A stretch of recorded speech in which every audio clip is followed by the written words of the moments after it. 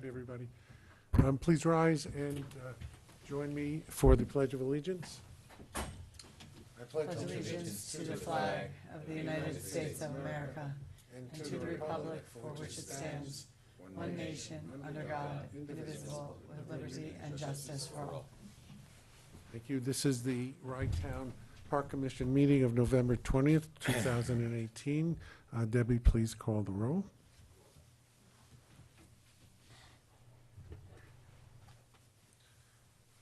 Commissioner Hurd? Here. Commissioner Cohn? Pam is sitting in for Commissioner Salonicho? Here. Acting Commissioner Tarlow? Here. President Zuckerman? here. As you can see, Pam Tarlow is sitting in for Mayor Falanka. Our first item of business, adoption of the minutes of October 16th. May I have a motion and a second? So move. Second. All in favor? Aye. Thank you. Public comment on non-agenda items. Does any member of the public wish to speak on an item not on the agenda? Seeing none. First item of business is an update on capital projects. I would just like to mention two. Number one is the seawall. After much work and some administrative difficulty, the last remaining item before we go out to bid on the seawall is getting approval from the Rye City Engineer on the engineering aspects of the seawall, and we hope to have that fairly soon, and then we'll be able to go out to bid. This item is being funded 90% by FEMA, and believe it or not, is damage caused by Superstorm Sandy back in 2012. However, we're almost there. The bathhouse roof replacement, we're getting a grant from the Dormitory Authority through Steve Otis, our assemblyman, and Lisa Easton is our architect, and that has already gone out to bid, and the bids are scheduled to be open on December the 14th. So that's good news on those projects. We are waiting to hear from grants we applied for from both the county through CDBG and the state through consolidated funding for the interior and exterior of the bathhouse, and also to make both ramps handicap accessible. We should hear from the state in December and from the county in January. Any questions about that by anybody? If not, we have a request from the City of Rye Rec Department to use the park for its 2018 Turkey Run on November 24th, which is right here. I don't think we need a presentation. I assume are all in favor of I make a Turkey? motion to approve. Second. Okay, all in favor? Aye. Thank you. And a request from Mac Angels to use Rye Town Beach for the 2019 Polar Bear Plunge on New Year's morning. I have a motion and a second on that. Motion. Second. All in favor? Aye. And I'm hoping, see, I'm announcing it publicly, so I can't back out. I'm hoping to take that plunge on New Year's. What time is it, Gary? It's in the morning. It's usually around 11, I think. Oh. Oh, it starts at 12? Not a warm-up, so People to are speak. crazy. Not a warm-up in the water, a running, right. Yeah, this, Cardiac arrest. by that, I would not issue such a challenge. That's actually a wonderful event. It raises money for several charities within the city and town of Rye, and it's Including the ambulance corps that'll be standing by. yes, yes. Scott was in the ambulance, and he looked at me, and we both said, "These people are crazy." And now, okay, but it's a great cause. It really is. It really is. It's around noon. It starts at 12, but you sort of, they bring along donuts and stuff like that. It has to start late enough because people, had New Year's Eve the night before, so they have to get up. While there's still 2 days to realize what they're doing. A lot of donuts to get me there. All right, our next item is a proposal from the Friends of Rye-Town Park for a gravel path near the duck pond. I think we have somebody to make a presentation. Please stand at the podium and introduce yourselves.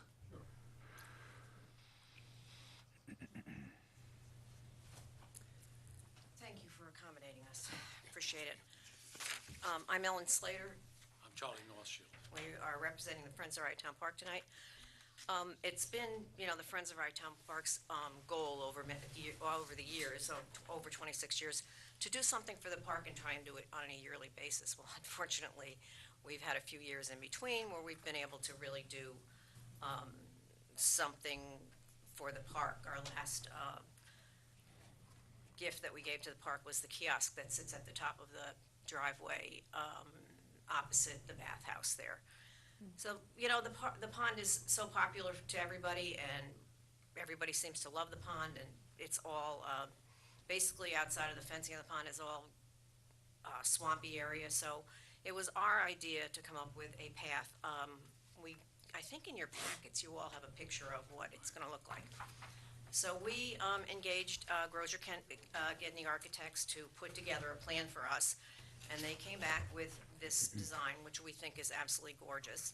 It's only gonna be, I think, between 45 and 50 feet at this point in time, but, it'll be left so that down the line, should more money become available, we'll be able to extend that further.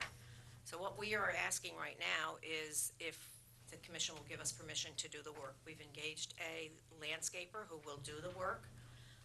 They're going to be able to mitigate the swampiness there in front of where the duck feeder is and where those old risers were that the kids used to stand on, those dangerous things that were there. They're going to mitigate all of that by putting down, by compacting the soil, and then they're going to put another 2 inches of compact, a landscape fabric, and then 2 inches of pea gravel. And there'll be a sort of like, I want to call it a curbing. It'll be it's not going to really be that noticeable, but it'll be up against the fence so that none of this gravel will go into the pond. It'll all stay on the outside of the fencing area. So basically what we're asking you tonight is to approve it so we can get it done. We're hopefully before the end of this year. Thank you. Does anybody Thank have you. any questions? Questions from any of the commissioners? My only question about the gravel, and this is probably because I wasn't done well, but I had a gravel sort of path installed on my side yard, and the gravel ended up being a total mess. And I'm just curious Well, about. they're going to compact this gravel down So it's okay. so that it won't really be loose. It's not going to be like blacktop or anything like that, but it will not be. But it loose. won't. Okay, great. It'll be loose.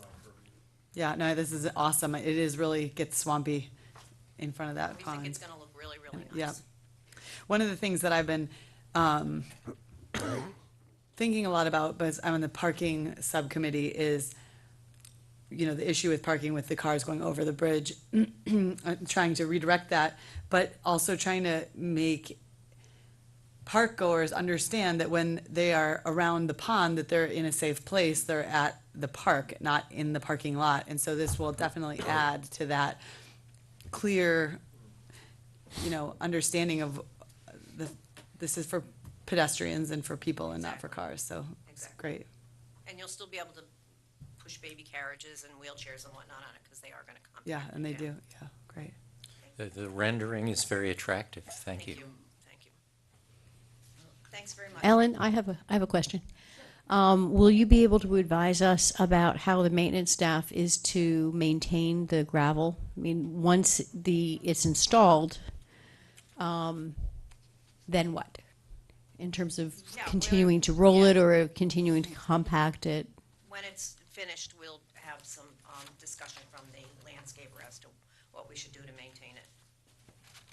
All right, you think it'll be the contractor that will be aware of this, or would it be the architect? I believe the contractor will know. We're meeting them tomorrow, as a matter of fact. Yes, we will be meeting with him in the park tomorrow. Which? contractor.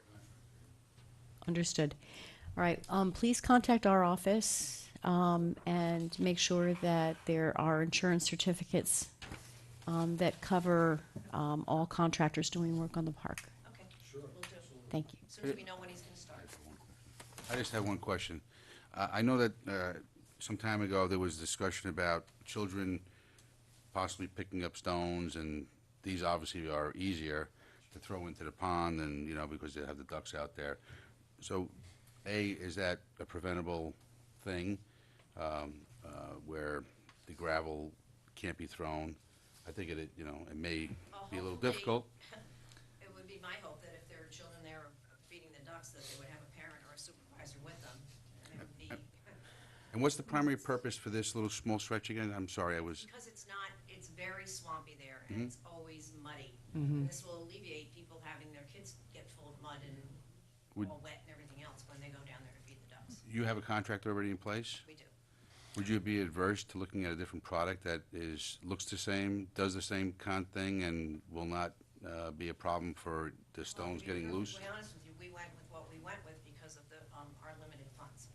So if somebody wants to give us the money to look for, Well, look at do you know if something that's else, more expensive, Benny? yes, probably, because we looked at a couple of different things. Did you look at the FlexiPave? Yeah, I know that Rye Golf has FlexiPave in some areas, and it's a very stable product, and Yeah, we did look at that, but the architect actually did the first one. with FlexiPave. Yeah, and it's much more expensive than what we can afford. I'm just thinking about the fact that there's going to be maintenance requirements, so I know it's less expensive up front. Let's put it this way, I think it's an idea to get something in there, and if down the line, there's money available to put FlexiPave in, we could probably put it in with little or no, effort. No, I'm concerned with the stones. How compacted are they?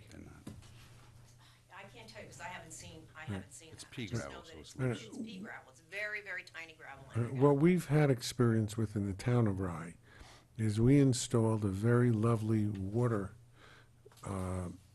feature at Crawford Park, surrounded by these beautiful stones. And the kids picked them up and threw them on the playground, at each other, all over the place. And it's impossible to stop the children from doing that. Kids see stones, kids throw stones. That's what they do. If it was heavily impacted, then it wouldn't be a problem. But that's what's going to happen. They're going to throw the stones into the pond, and they're going to throw the stones at each other and have games with it. And I'm very fearful of it. I don't know about the others. I'm not really prepared to vote on this evening, because I think that we should look into alternatives. And if the commission is of a mind, and that's a commission decision to make, is to look at the product that Benny suggests, and maybe we could share the cost with the friends and have the park pay for the upgrade, if you will. Because it is ultimately the responsibility of the commission to maintain the park, And even though we are really appreciative of your efforts to do this, we want to make sure that it's the right thing to do. Not to say, we have a problem, let's fix it with the gravel, without looking at it. We're entering into a period of winter time. The park is not going to be heavily used until the spring, so we have time to consider this. The idea of putting a path there to eliminate the swamp is a good idea. The best way of doing that, we're not sure of. But you've brought this to our attention, and I think that this is something that's certainly worth considering, and we could bring it up at a meeting in December or January to come to a conclusion when we do some research. And Benny? Yeah, I'll be may I more than ask happy, you? yeah, I'll be more than happy to contact the local vendor to see maybe he's willing to make a contribution, and save some money and, reserve the dollars that you already have set aside. I just think doing it right the first time, not that this is wrong, but I think you're gonna have to put some, cost for the future into it. So I'll work with you guys and work with the commission to bring forward some information on that. Great, that sounds good.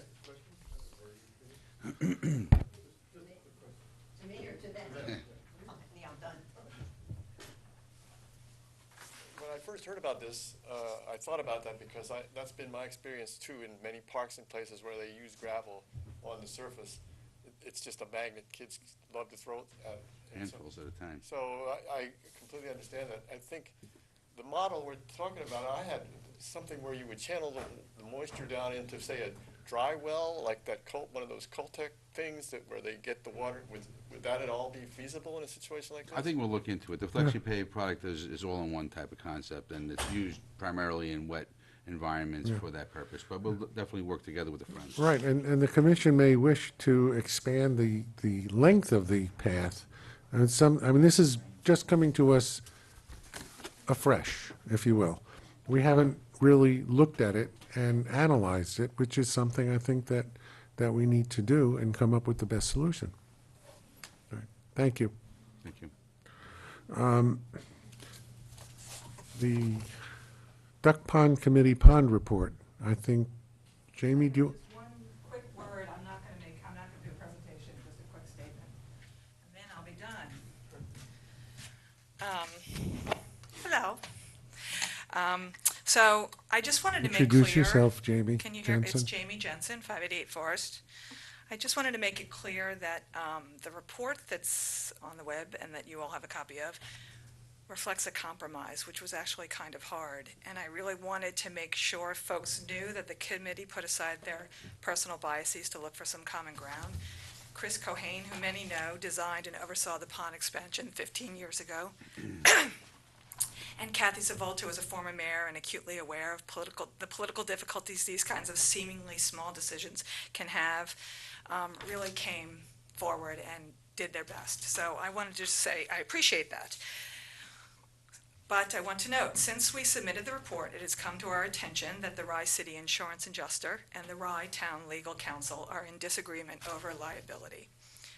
So, if Rye City is in fact insistent that an open pond is a liability, replacing any portion of the wire fencing should be paid by the governing bodies.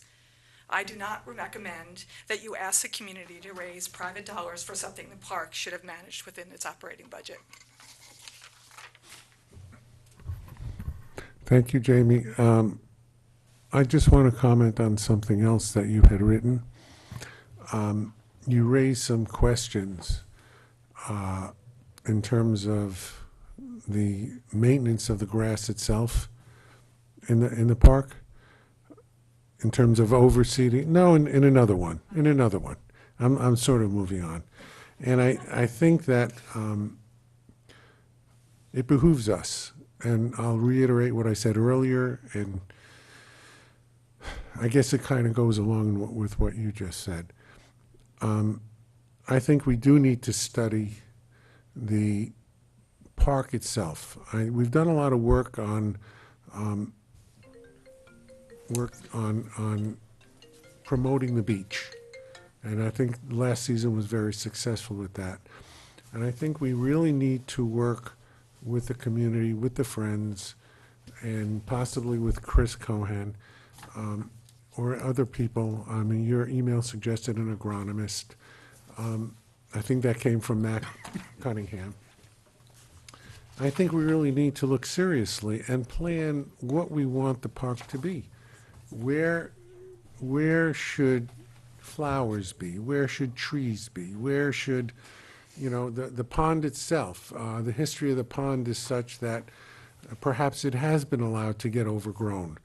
And certainly we've attacked the phragmites, is that what we call it? Phragmites. Phragmites and things like that. But I think that's a beginning. I think we need an overall plan.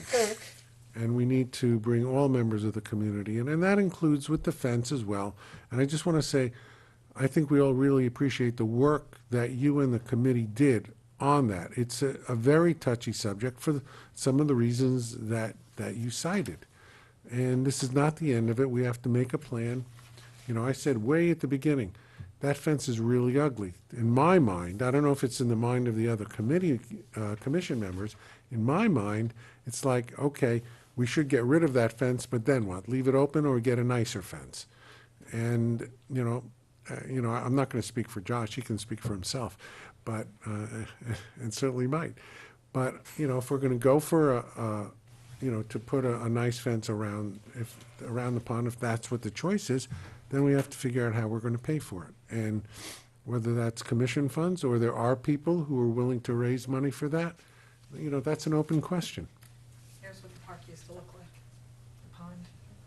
I wish we, Just thought you should see those. Fred, can you And these are, put that up? and these are community parks with no fences around them, all around Westchester. Right. Well, I think, this is But no fences. What? The attorney that you refer to in your statement, adjuster, who do you mean? adjuster, oh, the attorney? Lovely man here that said to us, if we had enough signage, we'd be okay. Liability way back when. But I'm not gonna go there, because I think that you all know better than I do about what you can and can't I get away with. I just want to clarify, I believe that was referring to our insurance company that Yes, advised yes, us, yes. not Jeff Binder. Right, but Jeff Binder was a voice that I heard in my head. Oh, okay. Russ Gold, Hayward Place, right. And I want to agree with Jamie, is that Jeff, we spoke about this openly in a meeting, and you were very clear in my eye that as long as we had the proper signage, that our insurance company, or whoever insures the park, would be okay with it, not having a fence. But then we come and we find that there's another attorney or adjuster or insurance company. So my question here is, who has the final say? Who has jurisdiction? Do we have two insurance companies? Do we have two attorneys that have to agree, in situations like this? I mean, is there Ultimately- a conflict here? Ultimately, the decision is by the commission. The commission makes the decision. What about the insurance, though? The liability? Is the park is insured and we have our attorney I don't- here? Is there another attorney that can have a say? Our park is insured, Yes. and we have an opinion. And we have an attorney. And the city of Rye- however, would be sued along with the Ryetown Park Commission were there a problem in the park. We also, of course, stand as liable under the Ryetown Park legislation. So the city of Rye has dual liability in this situation. Essentially, there has to be consensus among, see, I would be guided by what our insurance carrier is advising us. But then there has to be legal consensus among, the corporation councils for the city of Rye. And then, we have to get. Let me speak, if I may, for the city of Rye. I think that might help. Yes, our insurance adjuster did say don't take down the fence. And he said that in part on the basis of there being a fence there. Our Assemblyman Steve Otis has told us in the last few days that that fence went up way back before the dawn of time because of safety concerns. So it's not a snow fence as it has been referred to. It was put up by the Ryetown Park Commission because of safety concerns. I've had emails from Jim Flick. Jim Flick was Rye City Police Commissioner and also on the Rye City Council. And Jim Flick has told me that there was a history of children and dogs in the pond back before the fence, and that was the reason that it got to the Ryetown Park Commission in the first instance as a safety concern. So from the perspective of the city of Rye, we need a fence there. We may not need the fence there that is there. We may need a better fence, a nicer fence, but we will be exposed if we take that fence down. One other alternative. I understand your point. However, we had two discussions at two separate monthly meetings here, and this commission went ahead and established this working group and charged them with coming up with a solution. And none of this was ever brought up. When we first started this, we said nobody objected or nobody said a word when it was presented that the fence was put up just to protect the original plantings when the pond was returned. Nobody said a word. And then our attorney here said, and then we said, okay, here's the group, and they're going to work and come up with a solution. So in my mind, to come up with this after the fact is I don't want to say too harsh a word, but I think it's in a certain sense, it was disgraceful because it basically negated all this voluntary time and work that was put into coming up with a compromise and a consensus. And if the commission and the towns and all want us to contribute as citizens, okay, you can't sort of pull the rug out from under them, after the fact. No, Russ, let me just say this. I think we all appreciate the work you and the others have done. I don't think there's a decision made yet as to what the solution is going to be. I think we need time. We just received the report this week. We need time to digest it and not make a decision. The same thing as we said with the path proposal. What we really want to do is analyze it. Now, what you've presented here, for example, these pictures, they're gorgeous. And the question I have is, what if we had some kind of a natural fence that was relatively impassable and beautiful instead of an iron fence? Can that be done? I don't know the answer to that question, but I think it's certainly something we should look into, because we have two considerations, one of which is beauty and the other is safety. And hopefully we can meld them into something that's going to work for everybody, that will satisfy the legitimate concerns for safety of the city and the town, and yet will be a beautiful pond with plantings. And again, that goes back to what I just said a few minutes ago in terms of let's plan things out. Let's make it as good as we can make it and see what we have. That's all. I'd just add to that. The city appreciates what the working group did, very much so. It should be understood that the facts that I've recited all came out after the project was commissioned. And in fact, the explanation of why the fence was put up was only received by me on Friday last. The Jim Flick information came in the week before. So it's, I think, harsh to criticize the commission for pulling the rug out from under anyone. I don't want anyone to feel like I'm saying that. I want us to be really, really clear about what is known and what is hearsay. It's very, how do I put this? People remember what they want to remember about what happened and why it happened.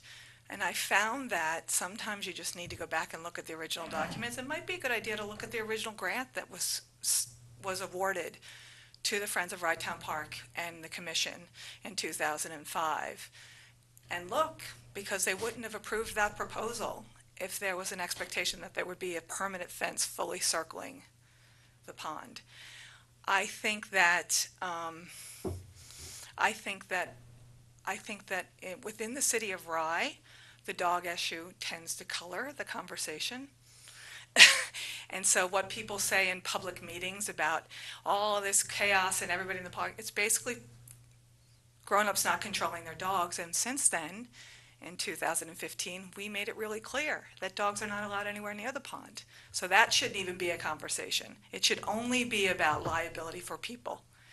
I do want to tell you that I did a little bit of research, and it is often recommended that putting an entire permanent fence around a pond, ironically, is actually a challenge for youth. And if in fact you had a safety issue, getting to that person over the permanent fence is actually impedes saving them. So I don't want anyone, I had my moment the other day, I'm completely moved beyond that, Mayor Cohen, do not worry about it. I understand, and Kathy's been talking in my ear for a month, so I understand the particular issues you all face with liability. I do not argue that at all. I think, though, that we need to not just respond to people who are loudest and call on the phone, whether they're an elected official or they're just a dog owner. It's really important that we really know what we know. Thank you. Thank you, Jamie. Let's move on to the Parking Solutions Report. I think I saw Rita come in. Rita or Russ or both. You can both come up at the same time. Rita's gonna start us off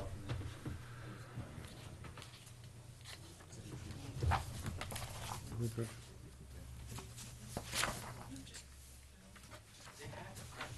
Yes. Yes, we don't have it. So, thank you. Rita Ajwani, Label Consulting. Last time we met, we gave you a proposal, a job plan of what we intended on doing, and then now I come before you and there's an implementation plan, and we have a lot of answers to the questions that you posed at the last meeting. So, just want to really keep this brief. Their proposal shows 3 phases, and in each phase, it shows the year and the estimated expenditures, but be cognizant that that expenditure also reflects a decrease in a lot of the costs, a lot of operating costs, staffing, personnel, equipment, or anything like that. So, any questions or anything? When, the Luke 2 machine, Yes. is that per machine, or is that the total for what we would need? So the 2 leasing options, the 36-month and the 60-month, the total 15,000 is actually for 3. It's for 3 machines, and the breakdown is underneath. It's $985 per month times 12 months. That's 11,000. You're looking at a back-end system of $55 a month per machine, and then a parts and labor contract. So that would be 15,000 per year for 3 years. If you go 36 months, it would be less at 10,700 for 60 months. There is a third option that we talked about and possibly exploring. There is one vendor that sells the Lukes as well as does license plate readers. So I asked them to see if there's a leasing option to kind of bundle everything else together, because the license plate reader is costly. It's anywhere from 25 to 30,000, and that's a one-time cost. So I asked them if you can incorporate that into a leasing option, and that way you wouldn't pay that outright. So I'm still waiting for the data to come back on that. Rita, on the license plate reader, are we talking about just a reader that to go around, or are we talking about a license plate reader that reads the plate as they enter the park, so that they know the machine knows that this license is here? So the cost for one, this is a mobile one, that's why it's so cost. A stationary one that would capture license plates as they go in, that's less, it's more affordable. However, because there's 2 lanes, you need a camera for each lane.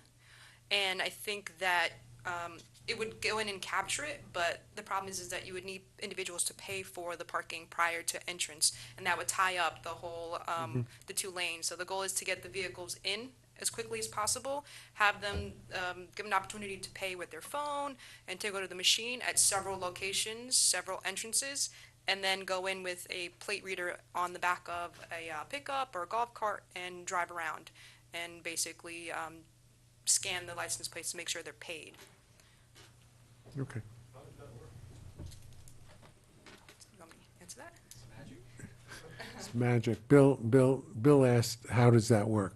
Just a So- brief explanation. The license plate reader, it's the same concept as a lot of the police departments. They have these cameras that are on the vehicles themselves, the police vehicles. There's 2 cameras on the back, and what they do is they drive around, and it takes a image shot of the license plate, and what it does is it converts it to data, and it scans in a file that's already uploaded of information. So with this, we would have a permit data, so we would have individuals who paid for a permit. The license plate would be in this database, and what it does is it scans and it looks for hits. Have you ever crossed the Tappan Zee Bridge? The Easy Pass system? It's the same concept, except it's mobile. So Easy Pass, what it does is it takes a photograph of your license plate and it scans the Easy Pass system for that license plate data, and it shows you as a valid customer, and if you're not a valid customer, they'll send you a letter in the mail. So that's kind of, Somebody's gonna be driving this truck around throughout the day? right. So you already have personnel in the parking lot anyway, giving out tickets for parking out of place, handicap, yeah. It's easily met on the back of a golf cart. It's not like it's a big. Right, no. You're driving a dually pickup truck. Right, it's a small It's like an little, iPhone. little bigger. So it would be in the back, it would be a little bit bigger because it's its own hardware and its own computer system. It would be a little bit bigger, it wouldn't be the size of a phone, but, so it depends on that. So we only went with a mobile one because of the, kind of logistic issues. So that is the cost. The fees go anywhere from 25 to 31 to 50. There's different vendors, but, the two ones that I recommend would probably be 25 and 31, so I kept it at the highest cost, because we really want to kind of be a little bit more conservative with the numbers and have sufficient funds in case you do choose a vendor. So I know that the issue with the parking lot is the data and the cell phone and the connectivity, so a Verizon rep went out there to test the data, and they came back and they said it's sufficient for a pay station to function, as well as a handheld. So the handheld would be the one that's communicating with the machine. So if somebody goes to pay at the machine, same thing with the license plate, you need to be able to communicate cellularly, and it shows that it does work. So Wi-Fi may be a little bit of an issue, but the cellular data works, and that's really important to make sure everything is downloaded, make sure the information is there, and there's no miscommunication. All right. Any questions? There's no cash involved in this at all, then? No. The way it would work theoretically is people would come into the park. They would not be paying cash to anybody at that time. They would be going to a machine when they enter the park. After they park the car, they would go to the machine, just like you do at a parking lot or at a mall. And instead of your space number, you'd put your license plate number in, and then you pay whatever. The commission has to go over what the fees would be, but you would pay the fee. And then hopefully also it would ask you, do you want a beach pass? And if you said yes, then you would pay for your beach pass. And then you would go to the entrance, and you would just, you would have your receipt and you say, okay, I get it, and then you get your, pardon me? Would you still need to have a permit office under that? Well, we need a permit office because we would still be issuing permits. But for people who don't have permits, it would all work together. I don't want to explain it all now. I don't know it all now. That's Rita's job, and You would pay cash at a machine as opposed to a person, right? Right. So everything would be secure and in one location as opposed to an individual Right. taking cash. we wouldn't using have box. our cashiers taking cash. The only reason we would need a cashier is to approve people going onto the beach and with a ticket, and that's it. So, Just as chair of this committee, we just want to, we recognize that there's still a lot of heavy lifting to be done. There's still a lot of work to be done. We're still working on getting cost estimates and trying to figure out best practices, and there's fee structures for, permits and, this, that, and the other and stuff. We just want to know I just want to know on behalf of the committee, the working group, from the commission, that you want us to that you want us to proceed. You want us to keep going until we come up with an actual plan. Because I don't want you to get kind of spooked by, you see $100,000, things, but because of course lots of these costs would be offset by the reduction in staffing, Right. by maximizing, getting more cars into the areas that they're currently not being used, and so on and so forth. So there's a lot- ultimately, I think, Russ, it would pay for Yeah. itself. Yes, and also all the infrastructure is on a pay-as-you-go system, or things, or rent to own, or whatever you want to call it. But so there's not going to be this huge outlay of cash, and things. We're not asking you to fund $100,000, a six-figure project.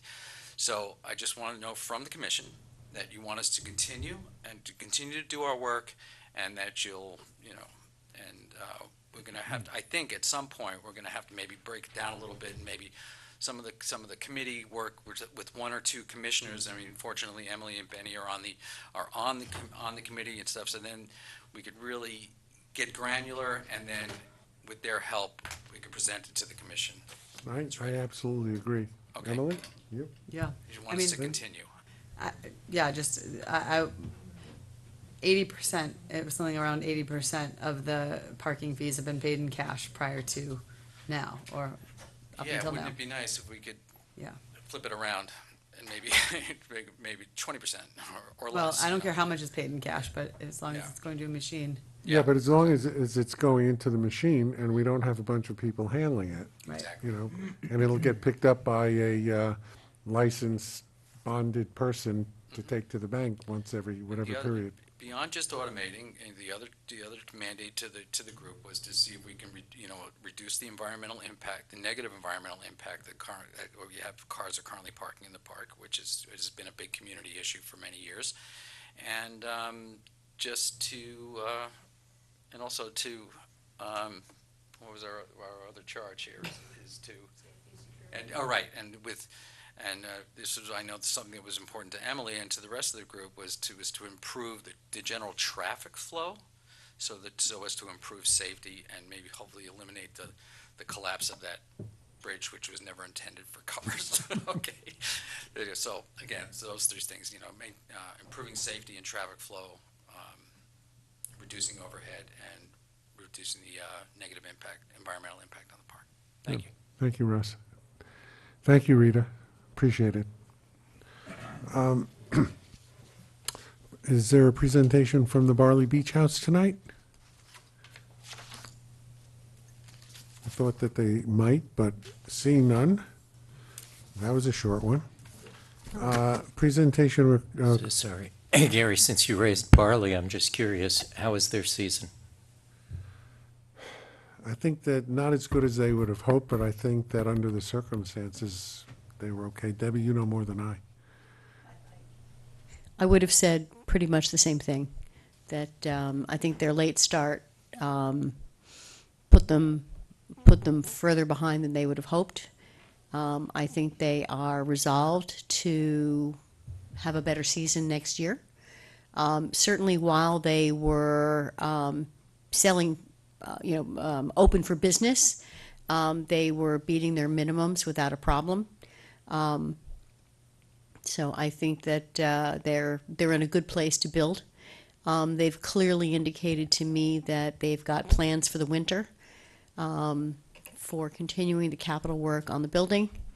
And To be open in the winter, but to. no, they do won't the- be open. They'll be do doing additional capital work. right. They'll be continuing to invest capital into the building over the winter, and then be ready for the spring. And how badly hurt were they by the weather? We had several very rainy weekends. How do you want me to quantify that? It would It was- really be a it was- matter of their commenting on it. Right. So all I can do is sort of repeat the general comments that they gave to me. I don't have a report from them on that. But there were several really wet weekends, and when there's wet weekends, there's not a lot of people at the restaurant, at the beach, Right. eating. And do they have plans, have they talked about their plans for the Northgate concession? I haven't heard anything. Do you remember? We met with them, but I don't remember anything particular. Yeah, I would love to hear a report if they could come in at some point. I don't know if I it's think we necessary. should have them come in at Well, the December clearly, meeting. if they're not here, there was a big misunderstanding because they knew that they were on the agenda. So Okay. I would expect that we'll hear from Hear them from them. soon. Right. Yeah, I, by the December meeting, they should have all their financials finalized, and we should have a report.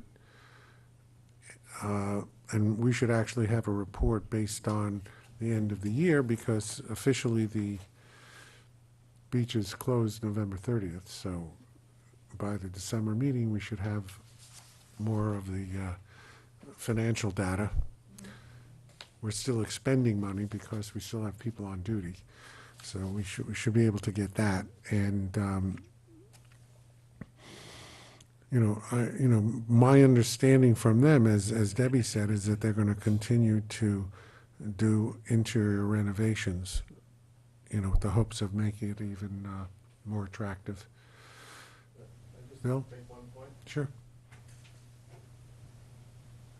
I think you know that this year we really stepped up the special events at the park. We, a lot of energetic people and volunteers.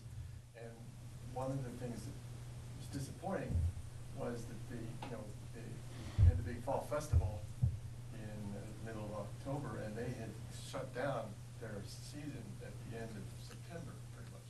So yes, there were some good days and bad days, but we certainly hope that rather than having, it was great, we got a food truck and, and so we were able to feed people at the fall festival, but it would be nicer to have the restaurant there, in a much more relaxed way. That way kids could be playing with the different activities that they were doing, and other people could be eating at the restaurant. This is my vision of the way it would work, so that we wouldn't have to worry about how people were gonna get. Well, I think, Bill, I think there's merit in what you say, but I think that this season for them was kind of a mumble jumble in getting everything ready and trying to run the place. I don't think they're going to have that problem next season, and I think it would be appropriate to sit down with them before the season starts and go over what the events are, because so that they are totally aware that there are events on such and such a day, and it would behoove them to certainly be open at that time. Right, I'll do that. All right. We have a Christmas tree lighting proposal from the Radfords. Just so you know. Hi, my name is Katie Radford. My name is Julian Radford. Thank you very much for your time tonight and hearing the proposal. This should hopefully be relatively brief and on a cheery note. Look, as I think one of the commissioners said, the Wright Town Park is one of our greatest assets in this town. I think it gets a little underutilized, especially in the wintertime. There's not much going on there. And something to use the park, I think, as another way to bring the community together is to have a Christmas tree lighting in the park for the month of December, or give or take a few days, perhaps either side, and then carols by the Christmas tree on one of those nights. So the idea would be to light it on the first weekend of December, and then on the 15th of December, the Saturday 15th of December, to have carols at the tree. We've had some early discussions with one of the local choir groups come out and sing as well. Early discussions with some of the local restaurants as well to provide hot cocoa and donuts and the like for the attendees at the park. But I think it'd be a really nice way to highlight the park. I think it'd be quite attractive as people drive through the town and drive past the park to see a tree lit up with sorts of proposals and from a few different providers of tree lighting firms, and focused our efforts on one. We're holding up, for those who can't see it, some images of what the tree would look like lit up. It doesn't necessarily have to be a pine tree or a Christmas tree per se, just be a tree in the park. We're just working with the tree lighting company and the electrician, Nick's Electrical Service, to work on the logistics of connecting up the power to the tree. I think that it could be a wonderful time on the back of the success of the fall festival. There was 1,000 odd people that came down during the day. This could be a way to again bring the community out. My sort of end vision for this would be, to have sort of maybe not this year because it's short in time, but in years coming, have sort of a winter wonderland. We have, depending on the weather and the snow, if it's anything like last year, have a horse-drawn sleigh through the park, if not a horse-drawn cart, which could be fun for families and kids. Thoughts? I think that there's a cost involved with that, right, Debbie? From the electrician? Yes, the electrician submitted a proposal to connect by from the lamppost providing a outlet at the base of the trees that we're intending to light. The proposal that we received was for 3,300 and change. That's for that's for lighting a tree at the corner of Dearborn and Forest, and also for lighting a tree at Rye Beach and Forest. If we only want to light one tree, then we cut that in half, so it would be $1,600 or so. Our park handyman, John Zicka, will perform the trenching required as part of his normal hours, so there'll be no additional cost for that. Comment? We had talked about soliciting pro bono electrical services. I don't know if anything came of that, or we need to use this particular electrician. Nick's Electric is the contractor that the park has a contract with. If Okay. you recall, we are piggybacking on the Village of Rybrook's contract with Nick's Electric. So all of our electric work is being performed by Nick's Electric. I would have to understand, and perhaps Benny Salanitro can help me with this, because I know you've got experience with other contractors coming in and doing work on parks, how that would work, especially if they're doing the work pro bono. Well, I mean, we always accept donations. The commission would, can adopt a formal resolution to accept a gift, if you will, which can then be a tax deduction for the person who's making the gift or wanting to give us a gift. We can do that formally.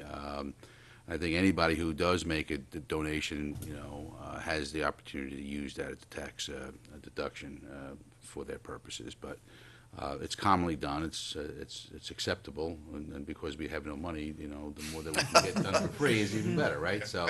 And you bring up a very good point. Well put, That there is a cost. There's a Zero cost and work for your way there's a cost for electrician. There's a cost for the lighting company. Some of that cost is a sunk cost the first year, and then it gets cheaper years after that. Obviously, once the electrical work is done, then it's done forever. Wouldn't need to pay that again in future years. With the tree lights, there's a certain amount of the cost of that, which is an upfront cost for the lights. Then it's just the sort of maintenance of relighting each year. But I think we're pretty confident in raising the funds to do that, and obviously the ability to be able to use the parks or the town's charitable arrangement to make these tax deductible. It's going to obviously make it a lot easier for us to raise money, especially this time of the year. Sure. So your plan is that you would have some sort of a committee that would be raising the money. The commission would front the money for the event for this year? Is that your current plan? Look, if the commission has the money to front, I then don't that'd be think that's the fantastic. case. But otherwise, I imagine it would come from donors. And you would be running that That's right. act? Yes. Okay. Yeah. Okay. So you just want to use the park for the festivity that you're proposing? Correct. So that's the proposal, is to have permanent lights installed. They could be on for other times of the year, or just for this time of year? So there's two options we're looking at. We're still working the details out with the contractor. There's the option to leave the lights on the tree, and then they have to come back and do maintenance on them every year, or you take them off and they store them and come back and rewire them each year. There's advantages and disadvantages from both sides. The advantage of leaving the trees on all year round is there could be weather damage, animal damage for the year, that there's extra things to repair. But then on the other hand, the lights are already up. The other option where they take them down is a little more expensive, but you know that the lights and the wires are all maintained by the lighting company. They're LED lights, I assume? They're LED lights, so the actual electricity cost is maybe $100 to $200 for a month. I would personally advocate to take them down because, again, the town has had experience with holiday lights last year that didn't come down, and it started to strangle the growth of the trees. So that's something we would want to avoid. I think that's reasonable. May I ask another question?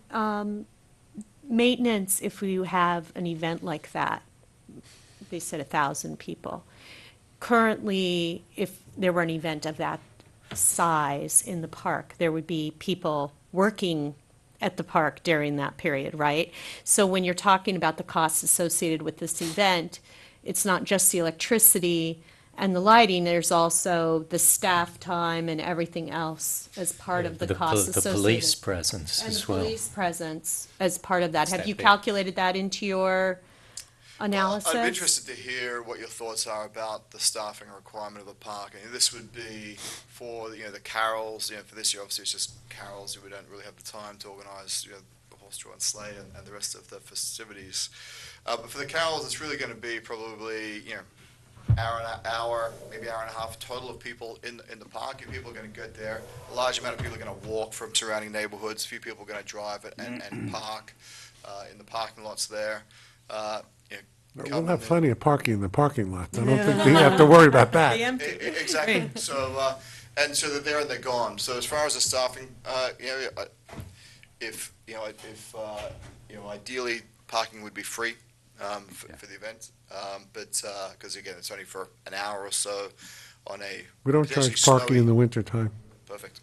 On a snowy Saturday Although, night. So if we get enough people, we're going to start to think about that. we'll leave that for next year. But for during the day, if we do the activities during the day in following years where we have horse draw and sleigh, if we have some Christmas markets or some other festivities, I think that's probably the right way to approach it. But for this year, I wouldn't imagine they're having a requirement for staff at the park because it's such a short time. It's at night. It's going to be from sort of 5 to 6:30 at night, and we're done. How many trees are you talking about? One. One tree? One And tree. that one tree is at the corner of Dearborn and We're looking at the most favored tree is the tree at the corner of Dearborn and yeah. And Josh, what do you forest. think about, is there any homes like that it fronts? I know where it is, but I'm saying, it's going to be a well-lit tree, so there's going to be reflective light coming off the tree. I'm just thinking about the residents that are the residents mostly affected? There's houses there. One on either side of. Yeah. Is that near the labyrinth? One of the things that I want Right to there. contribute is that the electrician, by hooking it up to the light post, we're hooking the tree up to the light timer that the Photocell. light Yeah, post the is on. photocell. Right. So when the park lights go out at 11, or you name your time, It's on timer? the tree goes out too. Yeah, I mean, we talked about even shorter time than that. We can set the timer. 9:30. It's not No, doesn't stay on all night? Oh, Okay, no, I it'd be was- all night. Yeah, It'd be it sort of like a 5 to 10, 5 to 11 type. Okay. And also the tree lighting guy said he could dim the lights for that. What color are they? I assume they're white, right? Yeah, the warm. Warm? One of the things that I do want the commission to understand is that the contributions that the Radfords will be raising, we are not soliciting for those Understood. contributions. Right. They are soliciting for the contributions. But the commission can accept tax-deductible contributions. So there's only two contractors in play. One that is our contractor, Nick's Electric. Correct. And then one would be your contractor. So obviously that contractor would be working on a town tree. That's right. So we would have to get insurances from that contractor for the installation of the lights. Additionally insured. That's pretty much it, Yep, okay, as I can see it. Jeff? that's great. Is it the understanding that all of the funds to pay for this project come from the fundraising? You should talk to Nick to see if he wants Does to the- make a end of year. We got the pathway, we got fencing, what else we got? We got a lot of things we need donations for. Yeah, we do. There's one granular thought about the fundraising that I wanted to be clear about. The Hang a It's stock. my understanding from staff that you were seeking to solicit funds for this purpose using the commission's listserv, and seeking to collect the funds through the commission's or the town's PayPal account. Is that my understanding, or am I incorrect on that? Partially correct.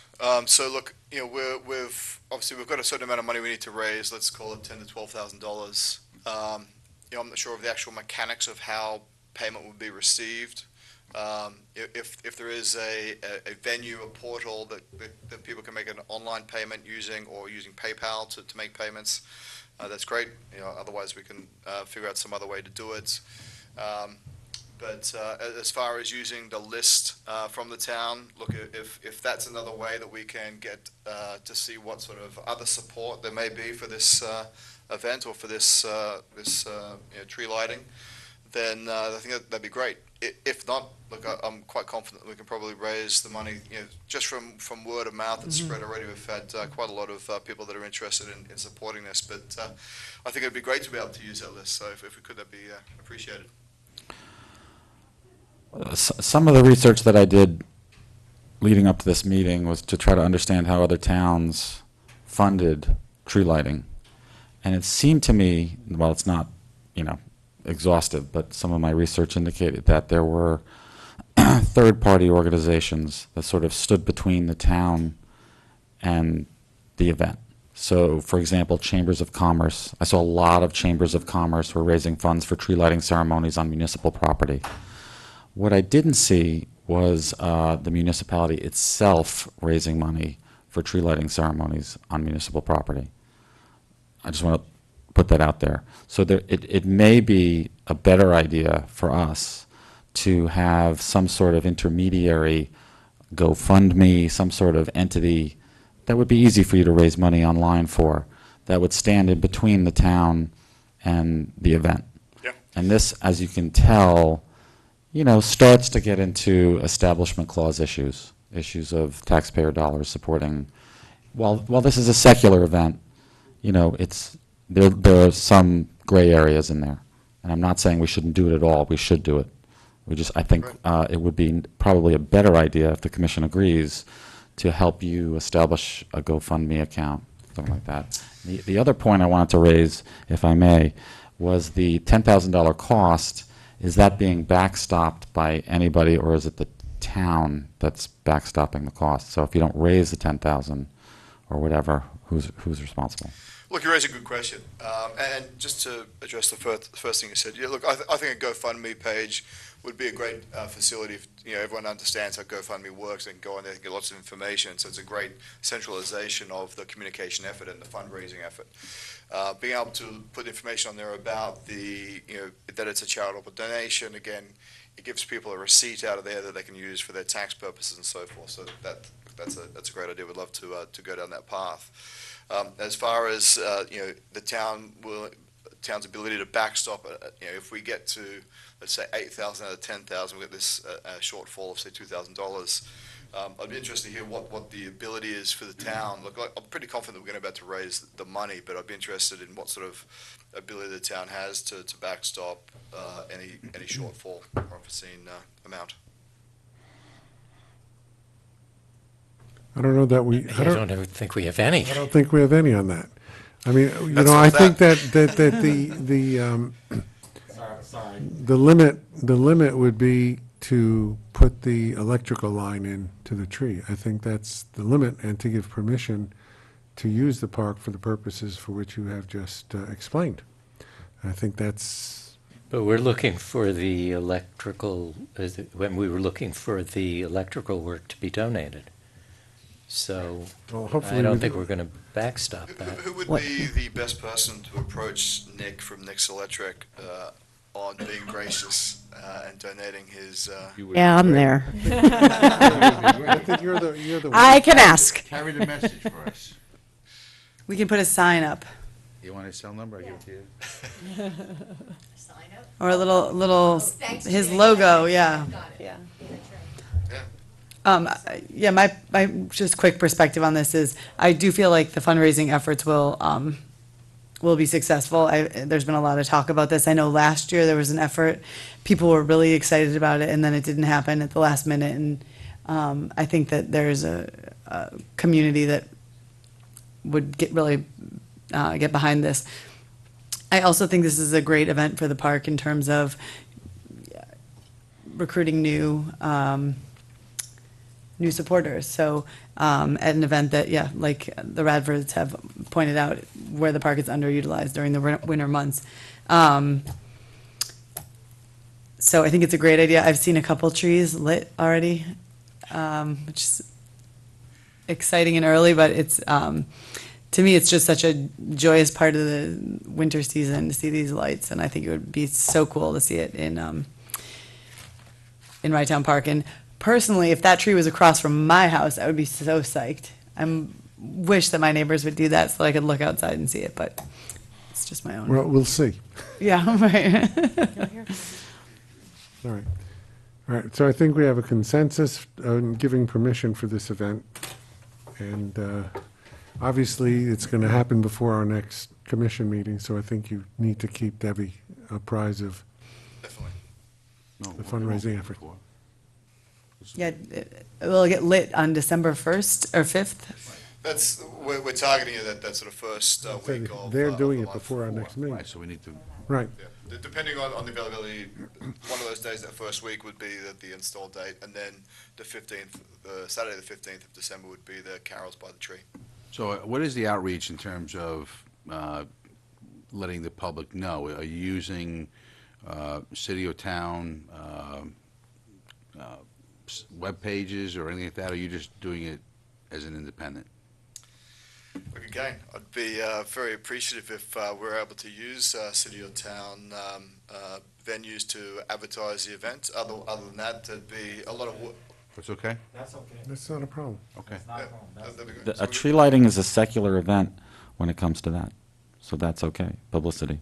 Okay. But as far as signs go, as far as advertisements go, you're not looking to put anything up, are No, you? as far as signage, we like actual street side signs. We hadn't really planned anything. That was more using social media to get the word out. Obviously, Rye Mums is a very large network here in Rye.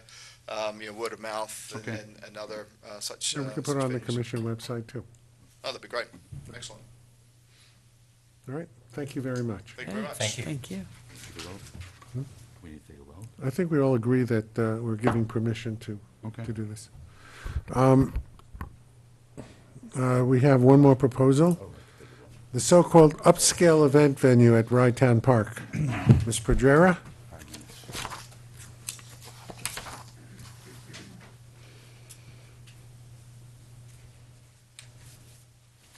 I wrote some hard copies to give everyone. You get started and I'll pass out the paper. Thank you. And there's some copies on the table if anybody wants to. These are in our Different binder. From what we have in our books? I'm going to be flipping, limit it and to 5 minutes. I'm going to be flipping, so you may want to use both. Thank you. Um,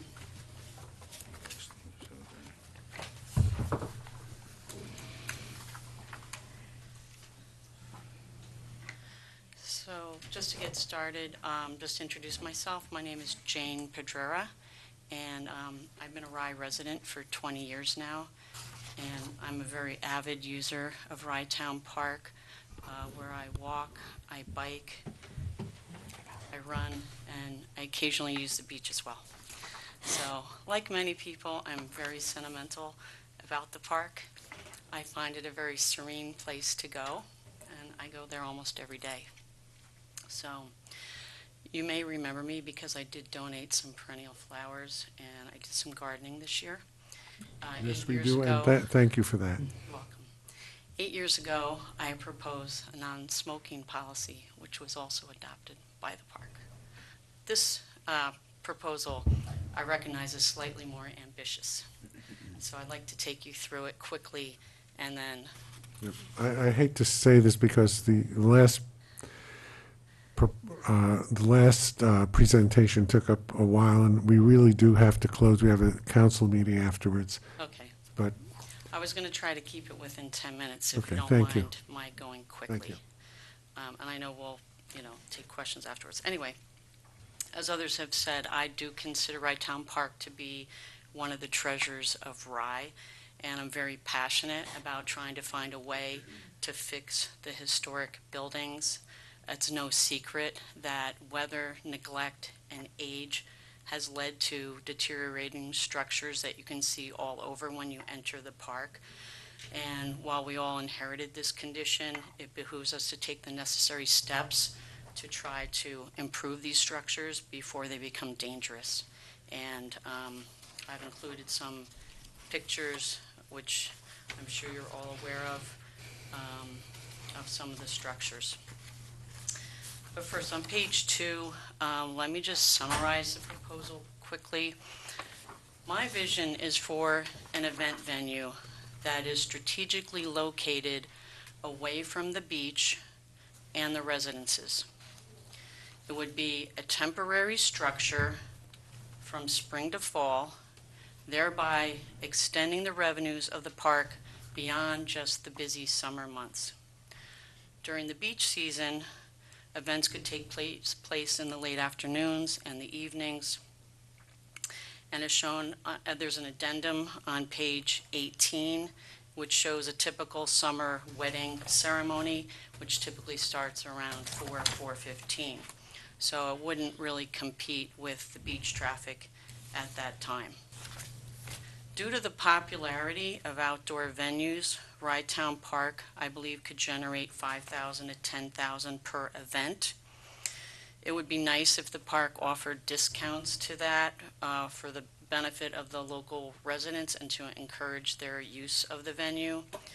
Now, there are many, many different types of tents that I listed on page 9. And there's many ways of obtaining the tents, which I'll also get into in a minute. No. Many venues have exclusive or preferred caterers, but I like the idea of having a required caterers list, and they would span various price points. And these caterers could be local, and they would ensure the safety, cleanliness, and adherence to all the rules of the park, and obviously city, state ordinances. One of the benefits of the location is that the beachgoers, we have a lot of beachgoers at this park, and they would provide free word-of-mouth advertising. So the marketing costs would be relatively minimal. Joint venturing and cooperating with other venues, such as Crawford Park, possibly Wainwright, would also enable a very quick ramp in the venue. So there are obviously startup costs that I've tried to itemize on page 10. And some of the improvements can actually be scaled up over time, so you don't have to hit the ground with the maximum budget. You could actually do it over time, and I'll try to explain that a little bit. So on page 4, what makes Rye Town Park a desirable venue? Well, obviously it's just a beautiful park with a large green lawn, a white sand beach, and a soothing blue water. Rye Town Park is already being used for wedding and engagement photos. I've seen couples on the Stone Bridge. I've seen couples on the beach. The park offers gorgeous scenery for both romantic and other special moments. You could do bar mitzvahs, reunions, all kinds of family gatherings. It doesn't have to be a wedding.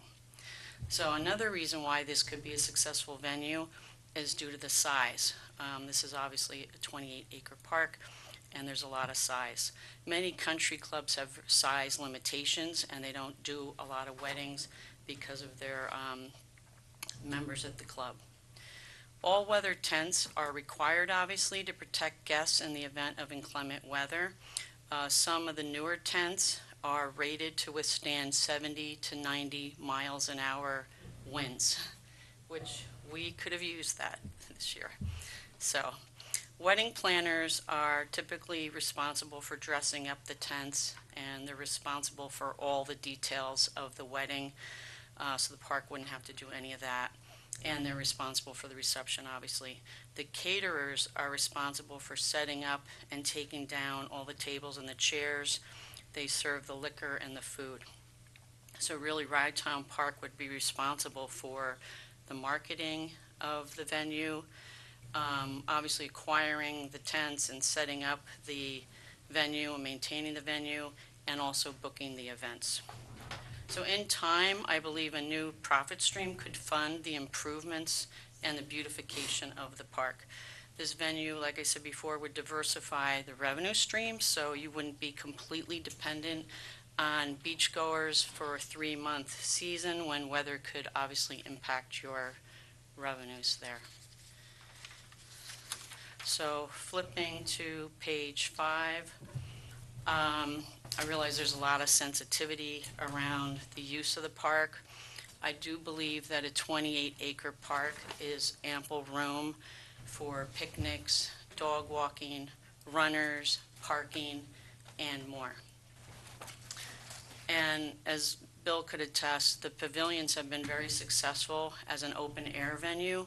However, they can't be easily modified due to their status as historic buildings.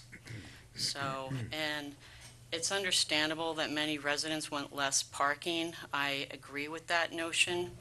I estimated here in a 250 guest event, there'd be approximately 150 cars. And if the average price for an event was $8,000, that would pencil out to $50 per car. So what I'm suggesting is, due to the limitations on parking, that the park actually maximize the revenues for the limitations of the cars being able to park there. So by enabling a higher use fees in essence, that would come from an upscale venue. So this proposal, I believe, can help optimize limited parking spaces.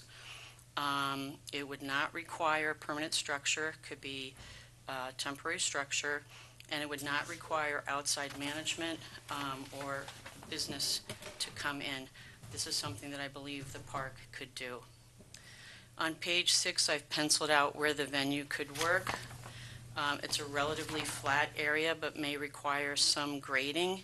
I believe this area is ideal for noise and safety considerations.